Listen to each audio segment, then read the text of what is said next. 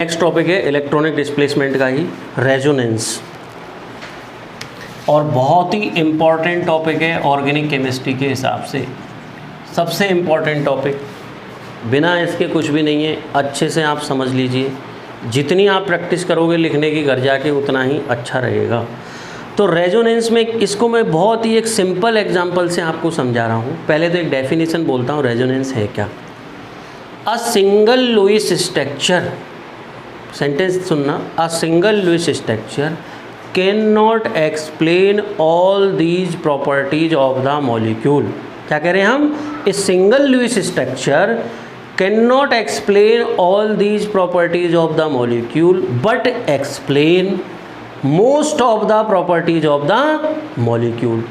ठीक है, but explain most of the properties of the molecule. Such Lewis structure is called resonating structure, canonical structure, or these resonating structures are imaginary structures. These resonating structures are imaginary structures, मतलब only आप इनकी कल्पना कर सकते हो, ये वास्तव में नहीं होती। These resonating structures are called imaginary structure and the resonance hybrid is formed from all these resonating structures is a real structure. resonance hybrid क्या होगा, is a real structure, और जो वास्तव में एग्जिस्ट करता है।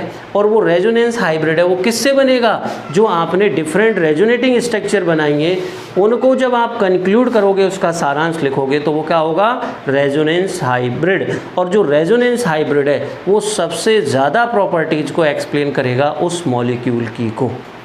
क्यों, क्योंकि वो डिफरेंट रेजोनेटिंग स्ट्रक्चर से बना है और it is a real structure always. अब ध्यान देना, resonance hybrid is always more stable than the it's resonating structures. ये स्टेटमेंट जो आते हैं ना आपसे कई बार कि कंप्लीट द फॉलोइंग में फॉल्स और ट्रू वाले और more than one option IIT JEM के हिसाब से, तो वहाँ ये ध्यान देना आया हुआ क्वेश्चन है। Always remember, resonating structures are imaginary structures, resonance hybrid is true structure और real structure. Resonance hybrid is always more stable than the resonating structures और canonical structures. Clear, a single Lewis structure can not explain all these properties of the molecule but explain most of the properties of the molecule. अब इसका एक example, पहले मैं थोड़ा inorganic से चलता हूँ, फिर ऑर्गेनिक के साथ चलूँगा। ठीक है, ध्यान देना आप। अगर हम बात करें CO3 कार्बोनेट आयन सबने पढ़ा है, CO3 है ना। इस CO3 की जब बात करोगे आप, तो यहाँ पे डबल बॉन्ड O है, यहाँ O- और यहाँ पे भी O-, ऐसे आप लिख देते हो स्ट्रक्चर। अब लुईस स्ट्रक्चर का मतलब है लुईस डॉट में, डॉट से हम रिप्रेजेंट करते हैं इलेक्ट्रॉन को। तो यहाँ पर 2 डॉट लगा दिए, ये 2 डॉट, ये और ये ऐसे ही इसमें लगा दिए। इसका मतलब क्या है, जो एवरी डॉट है उसका मतलब क्या है, 1 इलेक्ट्रॉन। तो इस CO3 के अंदर अगर इस ऑक्सीजन की बात करें हम इसकी, तो ये ऑक्सीजन और ये दोनों ऑक्सीजन क्या समान है, क्या नहीं है। अब रेजोनेंस क्या है कि ये इलेक्ट्रॉन यहाँ से चल के कहाँ आ जाए, इस पे, तो क्या बन जाए, अब डबल बॉन्ड कहाँ आ गया,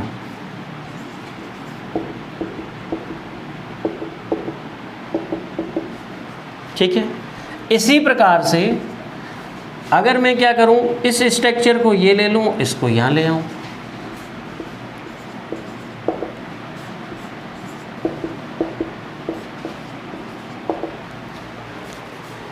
और देखो, क्लियर। इसमें क्या है, ये जो एरो मूव कर रहा है, ये डबल हेडेड एरो से हम इसको देखते हैं रेजोनेंट स्ट्रक्चर को। रेजोनेटिंग जो स्ट्रक्चर होती है उनके बीच में क्या लगाते हैं, डबल हेडेड एरो। इधर भी एरो है, इधर भी एरो है। और रेजोनेंस को दिखाने के लिए इधर देखो, हमेशा कितने इलेक्ट्रॉन का ट्रांसफ़र हो रहा है, 2 का। जब ये नेगेटिव चार्ज किस पे आएगा, इस बॉन्ड पे, तो यहाँ नेगेटिव आ जाएगा। जब यहाँ अब आप देखोगे तो कुल मिला के आपने क्या देखा कि यहाँ भी नेगेटिव है, यहाँ नेगेटिव, 2 नेगेटिव है। यहाँ भी 2 नेगेटिव है, यहाँ भी 2 नेगेटिव है। क्लियर? रेजोनेंस में होता क्या है? रेजोनेंस के अंदर डीलोकलाइजेशन ऑफ पाई इलेक्ट्रॉन। क्या कह दोगे आप मोटे मोटे शब्दों में? डीलोकलाइजेशन ऑफ पाई इलेक्ट्रॉन और delocalisation of negative charge with double bond. Delocalisation charge किसके साथ है? डबल बॉन्ड के साथ। यहाँ भी सेम कॉन्सेप्ट है। रेजोनेंस के अंदर पोजीशन ऑफ एटम, क्या कहोगे आप? Position of atom. ये इंपॉर्टेंट फिनोमेना है। Position of atom should not be change. Position of atom should not be change, यानी स्थिर रहेगी, कभी भी पोजीशन ऑफ एटम में कोई बदलाव नहीं होगा। अगर आप यहाँ देखोगे, इसको आप कहोगे तो ये भी ऑक्सीजन ऑक्सीजन ऑक्सीजन सारे सेम है, पोजीशन कहीं नहीं बदली। केवल क्या चेंज होता है? ओनली चेंज या डिफरेंट क्या होगा? Arrangement of pi electron. क्या डिफरेंट है? Arrangement of pi electron is change. दूसरी बात, तीसरा पॉइंट, ये इंपॉर्टेंट ध्यान रखना, position of atom should not be change, arrangement of pi electron is change. ठीक है, इसी को डीलोकलाइजेशन बोल देते हैं सिंपल भाषा में। और तीसरा जो पॉइंट आता है कि नंबर ऑफ इलेक्ट्रॉन और number of pi bond should be same. Number of electron और number of pi bond should be same, यानी उनमें भी कोई चेंजेज नहीं होगा। अब आप इलेक्ट्रॉन इस मॉलिक्यूल में देखो, इस ऑक्सीजन के पास टोटल 2 तो बॉन्ड है, एक पाई बॉन्ड है ना, तीनों ही स्ट्रक्चर में एक ही पाई बॉन्ड है। 2 ऑक्सीजन के मध्य सिंगल बॉन्ड है, 2 ही नेगेटिव चार्ज है, उतने ही नंबर ऑफ इलेक्ट्रॉन है। केवल क्या चेंज हो रहा है? इस नेगेटिव चार्ज का इस ऑक्सीजन के साथ डीलोकलाइजेशन, इस नेगेटिव का इसके साथ है, इस नेगेटिव का इसके साथ है। और ये जो स्ट्रक्चर बनी, these are the resonating structures. These are the resonating structure. In these resonating structure हम क्या कंक्लूजन निकाल रहे हैं कि एक कार्बन और ऑक्सीजन के मध्य तो डबल बॉन्ड है और 2 कार्बन और ऑक्सीजन के मध्य क्या आ रहा है? Single bond. तो इसका मतलब तो इसकी बॉन्ड लेंथ तो कितनी होनी चाहिए? डबल बॉन्ड के बराबर। और इसकी कितनी होनी चाहिए? सिंगल। इसकी भी सिंगल। बट यहाँ इस स्ट्रक्चर में देखोगे तो ये सिंगल हो गया, ये डबल हो गया, यहाँ ये डबल हो गया, ये सिंगल हो गया। इसका मतलब इसमें जो बॉन्ड लेंथ है वो डबल और सिंगल ना हो करके तीनों ही ऑक्सीजन की जो बॉन्ड लेंथ है वो सेम है। कार्बोनेट आयन के अंदर तीनों CO बॉन्ड लेंथ क्या है? सेम। किसकी वजह से? रेजोनेंस की वजह से। अब तो ये तो क्या थी? Resonating structure. तो रेजोनेंस हाइब्रिड क्या होगा उसको ध्यान से बनाओ। ये इधर बना देता हूँ मैं, रेजोनेंस हाइब्रिड। रेजोनेंस हाइब्रिड में आप देख रहे हो कि 3 कार्बन और ऑक्सीजन है, ठीक है। उसके बाद आप क्या देखोगे कि ये जो नेगेटिव चार्ज है वो तीनों के मध्य पार्शियल डबल बॉन्ड है। हाँ जी भैया, पार्शियल डबल बॉन्ड है ना, ठीक है। अब यहाँ पर आप ओवरऑल देखोगे तो कितना नेगेटिव चार्ज है? 2। और वो 2 कितने मॉलिक्यूल पर डिवाइडेड है? 3। तो यहाँ पर कितना नेगेटिव चार्ज होगा? यहाँ पर कितना होगा? भाई इस ऑक्सीजन पे नेगेटिव चार्ज कितना आया? -2/3। इस ऑक्सीजन पे -2/3, इस पे -2/3। ये है रेजोनेंस हाइब्रिड।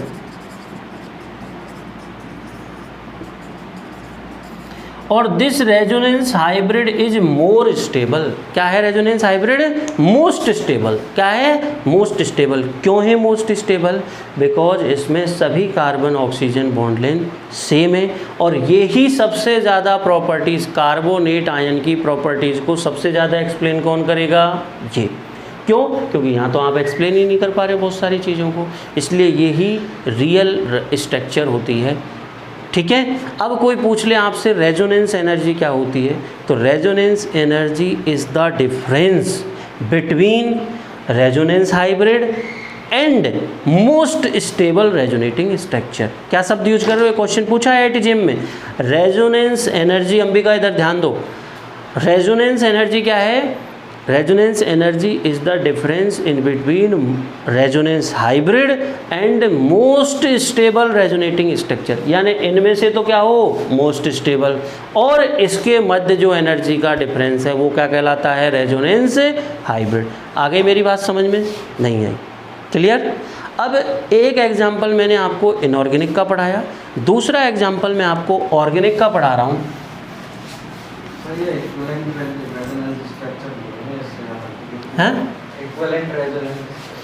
हाँ, ये और है, very good. These are the equivalent resonating structure. इसको क्या बोलते हैं? इक्विवेलेंट। एक्चुअली मैंने इसलिए नहीं बोला था इक्विवेलेंट कि रेजोनेंस में डिफरेंट भी हो सकती हैं थोड़ी स्ट्रक्चर्स, वो तो रेजोनेंस में हम उसको बोलना, वो एक रूल आएगा जब रेजोनेंस की हम स्टेबिलिटी पढ़ेंगे। बहुत सारी जो इसी रेजोनेंस में जब हम पढ़ेंगे डिफरेंट मॉलिक्यूल एटम या क्वेश्चन करेंगे तो वहाँ आएगा equal resonating structures are more stable than the unequal resonating structure, तो उसको वहाँ पढ़ाते हैं। अच्छा है, आपके माइंड में कोई भी क्वेश्चन आ रहा है आप उसको कीजिए। अब आप सिंपल एग्जांपल जिसको बहुत अच्छे से समझते हो, ये बेंजीन है, और इस बेंजीन को कैकुले साहब ने दिया था। ये फर्स्ट बेंजीन की स्ट्रक्चर है और ये सेकंड बेंजीन की स्ट्रक्चर है, ठीक है। अगर इनकी नंबरिंग करें यहाँ से तो 1 2 3 4 5 और 6। अब मैं सेम नंबरिंग यहाँ से कर रहा हूँ 1 2 3 4 5 6। क्लियर? फर्स्ट जो बेंजीन है ये भी most of the properties of the benzene को एक्सप्लेन करती है, सेकंड भी most of the properties of the benzene को एक्सप्लेन करती है, परंतु इन दोनों में डिफरेंस है। क्या डिफरेंस है भाई? कि अगर बेंजीन में इसकी हम बॉन्ड लेंथ निकालें एक्सरे से इस पर्टिकुलर फर्स्ट स्ट्रक्चर की, तो 1 और 2 के मध्य, 3 और 4 के मध्य और 5 और 6 के मध्य क्या है? Double bond character. क्या है? Double bond. जबकि यहाँ देखोगे तो 1 2 के मध्य है, 3 4 के मध्य है, सॉरी 2 3 के मध्य, 4 5 और 1 6। इसका मतलब इसकी और इस दोनों बेंजीन जो फर्स्ट और सेकंड मैंने मेंशन किए उन दोनों की बॉन्ड लेंथ में डिफरेंस है। जब इस बॉन्ड लेंथ में डिफरेंस है तो कैकुले साहब ने कहा कि पेंडुलम की तरह बिहेव करने लग जाती है। इन दोनों में क्या होता है? डायनेमिक इक्विलिब्रियम होता है। ये कैकुले साहब ने कही थी, इसलिए इन्हें कैकुले स्ट्रक्चर भी कहते हैं। ये डायनेमिक है, पेंडुलम की तरह। ये एरोमेटिक जब चैप्टर पढ़ोगे उसमें और अच्छे से आएगा। तो इन्हीं दोनों से मिलकर के एक रेजोनेंस हाइब्रिड बनता है। क्या बनता है? Resonance hybrid. और वो रेजोनेंस हाइब्रिड क्या होता है? उस रेजोनेंस हाइब्रिड को दिखाने को तो आप ऐसे दिखा देते हो उसको, ठीक है, बट अगर और भी अच्छे से आप इसको लिखना चाहो तो ये भी करेक्ट है, कोई प्रॉब्लम नहीं है इसमें भी, क्योंकि गोला जब मूव कर गया इसका मतलब ऑल CC बॉन्ड लेंथ क्या है? सेम। आप यही बना देना, कंफ्यूज हो जाओगे। और इसमें आप क्या कह रहे हो कि जो ऑल कार्बन कार्बन है, यहाँ भी नंबरिंग 1 2 3 4 5 6 दोगे तो ऑल CC बॉन्ड लेंथ कितनी है? 1.39 एंगस्ट्रॉम। कितनी है? 1.39 एंगस्ट्रॉम। और इस कॉन्सेप्ट को किससे समझाया? रेजोनेंस से। कैसे समझाया? ध्यान देना। ये पाई इलेक्ट्रॉन कहाँ जाए? इस बॉन्ड पे। ये पाई कहाँ जाए? इस पे। ये कहाँ जाए? इस पे। तो क्या बन जाएगी? ये। और जब अगर ये यहाँ आ जाए, ये यहाँ आ जाए, ये यहाँ आ जाए, तो क्या बन जाएगा? ये। ध्यान देना, रेजोनेंस में आप पेन को एक ही डायरेक्शन में चलाइए। किस में चलाओगे? एक ही डायरेक्शन में। ऐसे चला दिया, ऐसे, डबल का single, double single, double single, ये कभी भी गलती मत करना।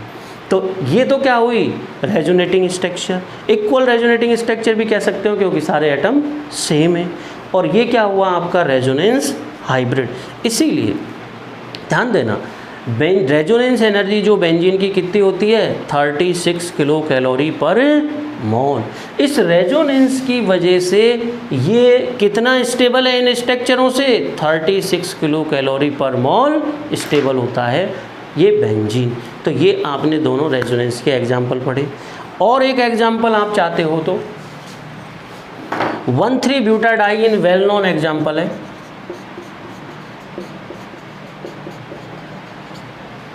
इसकी नंबरिंग भी देखो 1 2 3 और 4। इसका नाम लिखते हैं भैया, जब दो भी डाइईन होती है ना तो उसके लिए एल का शब्द प्रयोग करते हैं। तो यहाँ क्या लिखोगे, ब्यूटा।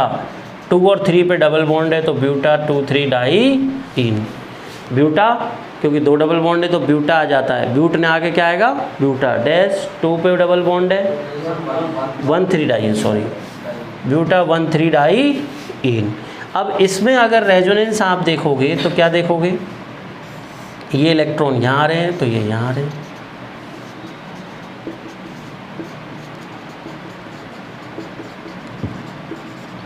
अब मैं अगर इसको उल्टा घुमा दूंगा, अगर ये स्ट्रक्चर एक फर्स्ट बन रही है तो ये सेकंड भी बन जाएगी। अगर मैं इसको एक स्ट्रक्चर ये भी बना सकता हूँ,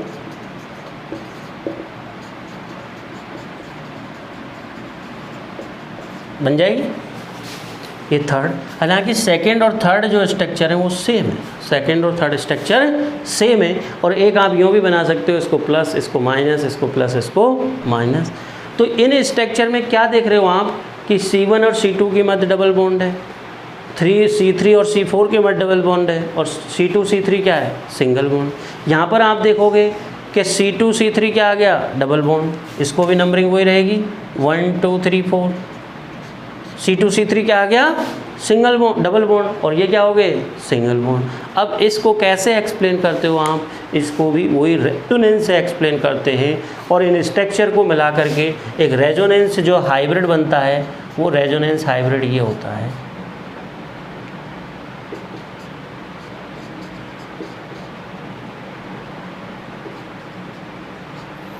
वो रेजोनेंस हाइब्रिड ये है कि ये जो रेजोनेंस है, ये डॉटेड लाइन क्या शो कर रही है, ये डॉटेड लाइन ये शो कर रही है कि ये जो डबल बॉन्ड है, ये पाई इलेक्ट्रॉन और ये पाई इलेक्ट्रॉन चारों ही कार्बन परमाणुओं पर डिलोकलाइज होते हैं। कितने पे डिलोकलाइज हो रहे हैं, 4 कार्बन परमाणुओं पे डिलोकलाइज हो रहे हैं, यानी सबकी बॉन्ड लेंथ क्या है, सेम है। और ये जो 4 पाई इलेक्ट्रॉन, 2 पाई इलेक्ट्रॉन और 2 पाई इलेक्ट्रॉन किस पे डिलोकलाइज हो रहे हैं, ऑल 4 कार्बन एटम्स पर डिलोकलाइज होते हैं। ध्यान ये देना इम्पॉर्टेंट, रेजोनेंस में ओनली पाई इलेक्ट्रॉन भाग लेते हैं। क्या भाग लेते हैं, only pi electron. Sigma bonding electron as it is है, पोजीशन ऑफ एटम सेम है, no changes position of atom, only change in arrangement of pi electron. और लुईस स्ट्रक्चर भी चेंज नहीं होगी। कल एक क्वेश्चन और कराऊंगा मैं जो IIT जेम में आया है, रेजोनेंस से ही है, आपको पता चल जाएगा कि आपके कितना रेजोनेंस समझ में आया। कल की क्लास में वो करा दूंगा। और हिंट मैंने दे दिया, रेजोनेंस और टॉटोमेरिज्म को मिला करके IIT जेम का क्वेश्चन बनाया हुआ है, वो भी सब्जेक्टिव क्वेश्चन। वो भी कौन सा क्वेश्चन है, सब्जेक्टिव। तो आप अभी से ध्यान रखना है इस बात को, क्लियर। आज इस क्लास को यहीं ओवर करते हैं। कल अपन रेजोनेंस की और डिटेल्स पढ़ेंगे, पॉसिबिलिटी ऑफ रेजोनेंस पढ़ेंगे। Thank you.